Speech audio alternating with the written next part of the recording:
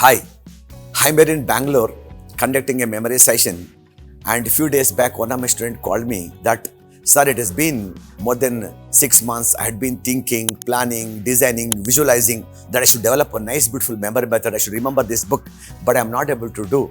Then I remembered a story that was told by my teacher when I was a kid. It was about a pottery, instructor, and he had a class of 50 children.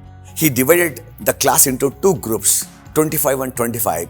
To one group he said, you people do nothing. This whole semester, you only are going to plan, design, think, visualize, research, and develop one such beautiful pot which is going to enter into the competition. And he said, that's all you're going to do. Only planning, designing, thinking, visualizing, and develop create one such pot. And that is going to be entering the competition. And the next group, he said, you people, you need to make as many parts as possible. Daily keep making some parts. And now at the end of this semester, you are going to put that one part which you think the best that you created into the competition, and that is going to be winning the pottery competition. And those two teams, they got separated. One team, they were into research, they were into designing, they were about thinking, they were about planning, they were about discussion, and to develop one kind of pot. But the next group of the 25 students, they straightaway got into action. They got the clay, started making some small pots, big pots, and then creative parts, beautiful parts. Some of them are very ugly parts, some of them broke. Every day they were actually straining themselves and they were actually having a lot of pain in their hands, but daily they would produce some parts. And the whole semester went on by, and then at the end, now this group and that group, they gave their best parts for the competition, and guess who won? And most of you say, now this group who have been designing and planning, they must have created one such beautiful pot. Not really.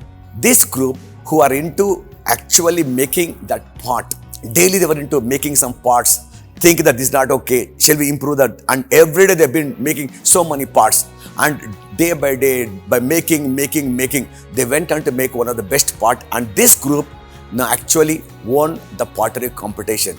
Means, what did we understand? Only by thinking you are not going to develop any skill.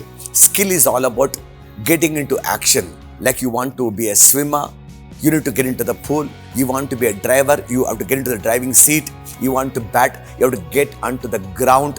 And you want to learn memory as a skill. You need to learn the technique, you need to practice. Sometime you'll succeed, sometime you'll fail, and this is not working, this method. You need to keep on doing, and one day I'm sure you'll come out with the best design of the memory, and then that technique that is going to take you very high in life. So memory is not about only just reading a book. By reading a book, you cannot drive a car. By reading a book, you can't become a sports person. By reading a book, you can't swim, in a swimming pool. You need to get into the ground.